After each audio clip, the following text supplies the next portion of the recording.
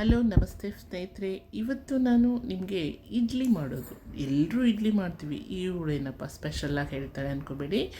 ಇಡ್ಲಿ ತುಂಬ ಸಾಫ್ಟಾಗಿ ಸ್ಮೂತಾಗಿ ಟೇಸ್ಟಿಯಾಗಿ ಬರಬೇಕಾದ್ರೆ ಈ ಮೆಥಡ್ನ ಯೂಸ್ ಮಾಡಿ ನೋಡಿ. ಉದ್ದಿನಬೇಳೆ ನಾನು ಒಂದು 1/4 kg ತೊಗೊಂಡಿದ್ದೀನಿ. ಬೆಳಗ್ಗೆ ನೆನೆಸಿ ಹಾಕಿದೆ, ಸಂಜೆ 5 ಗಂಟೆ ಅಷ್ಟೊತ್ತಿಗೆ ತಿರುಗ್ತಾ ಇದ್ದೀನಿ.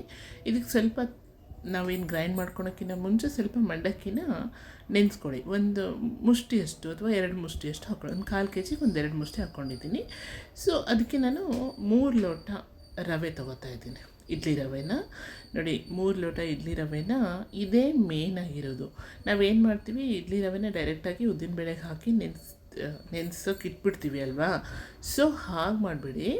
ಉದ್ದಿನಬೇಳೆಗೆ ಈ ರೀತಿ 3 ಲೋಟ ರವೆನ, 1/4 kgಗೆ 3 ಲೋಟ, ಓಕೆನಾ, ತಗೊಂಡು ಇದನ್ನು ನೀವು ಉಗುರು ಬೆಚ್ಚ ನೀರೆಲ್ಲರೂ ನೆನೆಸಿ, ಇಲ್ಲಾಂದರೆ ತಣ್ಣೀರೆಲ್ಲಾದರೂ ಓಕೆ. ನೋಡಿ, ನಾನು ಸ್ವಲ್ಪ ತಣ್ಣೀರೇ ಹಾಕ್ಕೊಂಡಿದ್ದೀನಿ. ಉಗುರು ಬೆಚ್ಚದ ನೀರು ಹಾಕ್ಕೊಂಡ್ರೂ ಒಳ್ಳೆಯದೇ. ಸೊ ಉಗುರು ಬೆಚ್ಚ ನೀರು ಅಥವಾ ಈ ರೀತಿ ತಣ್ಣೀರಲ್ಲಿ ಒಂದು 1 ಅವರ್ ನೆನೆಸ್ಬಿಡಿ ಸಾಕು. ರವೆನ ನೆನೆಸಿ ನೀವು ನಂತರ ಉದ್ದಿನಬೇಳೆನ ಗ್ರೈಂಡ್ ಮಾಡ್ಕೊಳ್ಳಿ ಸಣ್ಣದಾಗಿ. ಇದಕ್ಕೆ ನಾವು ನೆನೆಸಿಟ್ಟಿರೋ ಮಂಡಕ್ಕಿ ಹಾಕ್ಕೋಬೇಕು, ಸ್ವಲ್ಪ ಸಾಕು. ಹಾಕಿ ಈ ರೀತಿ ಗ್ರೈಂಡ್ ಮಾಡಿದ ಮೇಲೆ ನೋಡಿ, 1 ಗಂಟೆ ಆಗಿದೆ ನಾನು ನೆನೆಸಿ. ಅದನ್ನು ಚೆನ್ನಾಗಿ ನೀರಲ್ಲಿ ಹಿಂಡ್ಕೊಂಬಿಡ್ಬೇಕು. ಅದನ್ನು ನೀರು ಸಮೇತ ಹಾಕಬೇಡಿ, ಉದ್ದಿನ ಹಿಟ್ಟು ಹಾಕ್ಕೊಂಡು ನೆಕ್ಸ್ಟು ಅದನ್ನು ಈ ರೀತಿ ನೀರಲ್ಲಿ ನೆನೆಸಿಟ್ಟಿರ್ತೀವಲ್ಲ ರವೆನ, ಅದನ್ನು ಚೆನ್ನಾಗಿ ಹಿಂಡ್ಕೊಂಡು ಈ ರೀತಿ ಹಿಟ್ಟಲ್ಲಿ ಉಪ್ಪು ಹಾಕಿ ಕಲಸಿಟ್ಬಿಡಿ.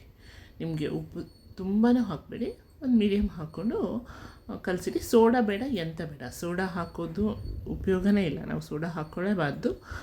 ಇಷ್ಟೇ ಸಾಕು. ನೀವು ಇಷ್ಟ ಹಾಕಿ ಈ ರೀತಿಯಾಗಿ ತುಂಬ ಗಟ್ಟಿನೂ ಕಲಿಸ್ಬೇಡಿ, ತುಂಬ ನೀರು ಬೇಡ, ಮೀಡಿಯಮಾಗಿ ಕಲಸಿಟ್ಬಿಡಿ. ತುಂಬ ಚೆನ್ನಾಗಾಗುತ್ತೆ. ಕಲಸಿ ಮುಚ್ಚಿಟ್ಬಿಡಿ. ಬೆಳಗ್ಗೆಗೆ ನೋಡಿ, ಇಡ್ಲಿ ಹಿಟ್ಟು ಈ ರೀತಿ ಹುಳಿ ಬಂದಿರುತ್ತೆ. ಎಷ್ಟು ಚೆನ್ನಾಗಾಗಿದೆ ಅಂದರೆ ಇಡ್ಲಿ ಕೂಡ ಅಷ್ಟೇ ಸಾಫ್ಟ್ ಆಗುತ್ತೆ ಸ್ನೇಹಿತರೆ. ನೋಡಿ, ನಿಮ್ಮ ಎದುರುಗಡೆನೇ ತೋರಿಸ್ತಾ ಇದ್ದೀನಿ, ಎಷ್ಟು ಚೆನ್ನಾಗಿ ಇಡ್ಲಿ ಸಾಫ್ಟಾಗಿ ಬಂದಿದ್ದಾವೆ ಅಂದರೆ ಹೂವಿನ ಥರ ಆಗುತ್ತೆ. ಈ ರೀತಿ ನೀವೊಂದು ಸಾರಿ ಮಾಡಿ ನೋಡಿ, ಖಂಡಿತ ನೀವೇ ಹೇಳ್ತೀರಾ ಇಡ್ಲಿ ಎಷ್ಟು ಚೆನ್ನಾಗಾಗಿದ್ದಾವೆ ಅಂತ. ಬಾಯಲ್ಲಿಟ್ಟರೆ ಕರಗಿ ಹೋಗುತ್ತೆ, ಅಷ್ಟು ಮೆತ್ತಗೆ ಮೃದುವಾಗಿ ರುಚಿಯಾಗಿ ಬರುತ್ತೆ ಸ್ನೇಹಿತರೆ. ನೀವು ಒಮ್ಮೆ ಟ್ರೈ ಮಾಡಿ.